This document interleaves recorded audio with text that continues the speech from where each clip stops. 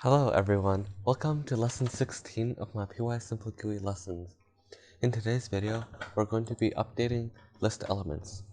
So first, let's import PySimpleGUI as SG, and then to update list elements, we need to have two lists. So one can be some popular coding languages, Python, Java, C++, HTML, PHP, and MATLAB.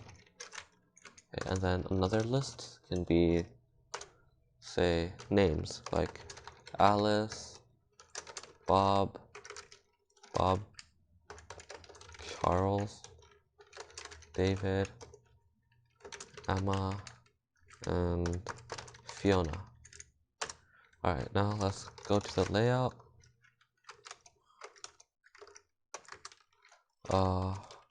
sg.lb. Let's start with list 1. List 1 is the computer languages, and then let's give it a size 32, and then a key. Let's give it just call it list, and then have two buttons to switch languages and names. So we can do sg.button languages, and another button can be names, like this. Alright, and then we do the normal stuff. Window equals sg.window, Python learning, layout, while true, event values equals window.read, and then we print the events. If event equals none, then we break, and then we close the window. Okay, let's test this out. So yeah, there's the scrolling wheel where we can scroll Python, Java, C++, HTML, PHP, and MATLAB. And then the other one, you're supposed to be able to change to this one by pressing names, but obviously we haven't coded that yet, so right now these buttons are useless. Alright, let's code the buttons. So the first one we can do is the names. If event equals names, then to update LB, we just use the .update function. So we do window key.update. The U can be capital or lowercase, and for this key we can, let's just make it a variable and give it list. List is this, so, and this is a variable, so we're giving this key to a variable called key, and we're putting it here. So this is basically putting list here, but key is easier to write than list. So, and then in the update we can update the values. This updates the value of the key, which is list, which is this one right here. So we update what is shown to this list 2. So we can equals list 2, and let's test this out. So when we press names, yes, now it changes to this: Alice, Bob, Charles, David, Emma, and Fiona. Okay, for this, so changing back to languages is pretty easy. Same thing. If event equals languages, then we change the values to list number 1. Okay, so let's test that out. Go to names: Alice, Bob, Charles, David, Emma, Fiona, and then we change to the languages: Python, Java, C++, HTML, PHP, MATLAB. Okay, so now that's working. Let's look at some other attributes. So another one we have is disabled. So for disabled, it's a boolean like before. If disabled is true, then when we press this button, this whole, then this whole, oh, languages. Okay, when we press languages, this whole thing becomes disabled because disabled is true. Let's show that again. So when we press names, nothing happens, but when we press the languages, the whole thing freezes because it is disabled. It won't even try to update the values, it just gets disabled. Okay, so after disabled, there's the select mode.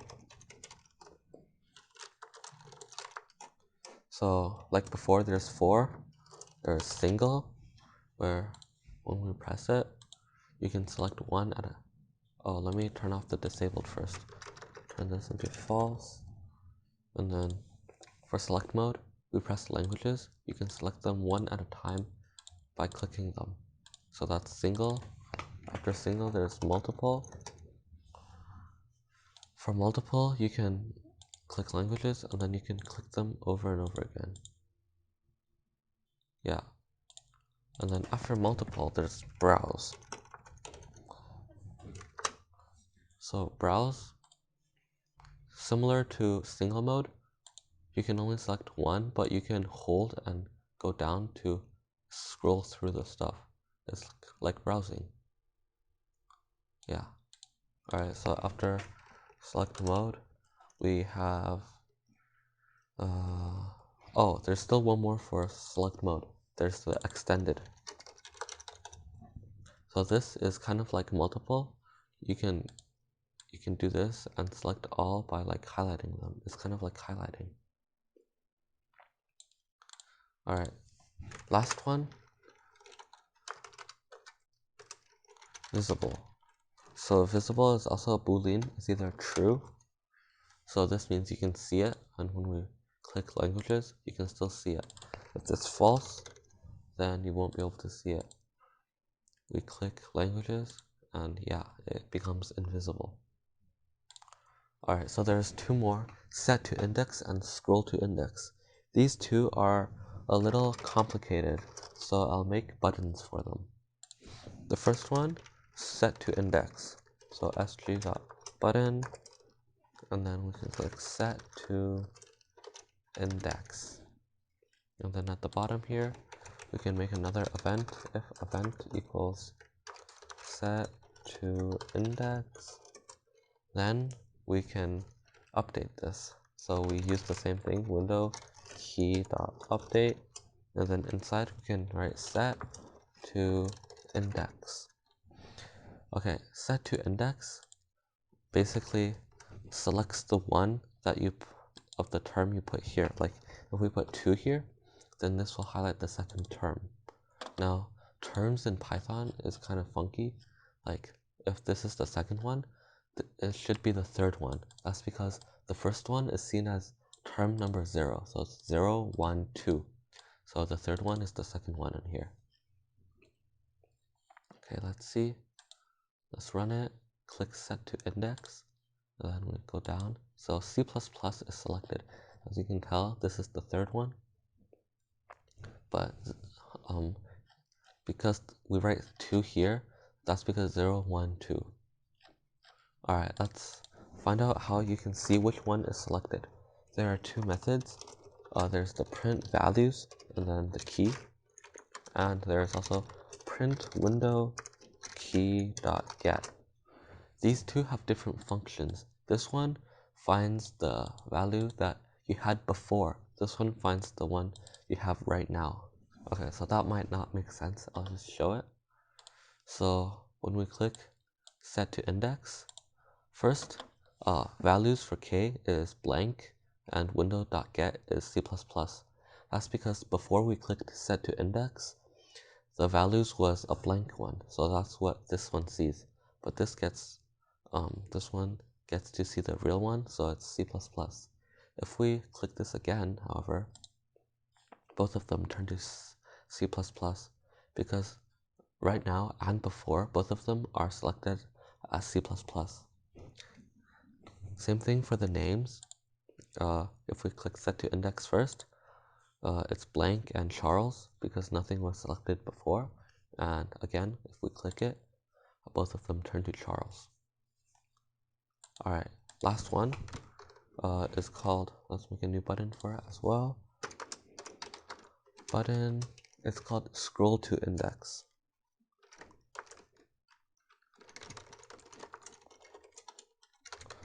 So scroll to index, similar to set to index, but a little different.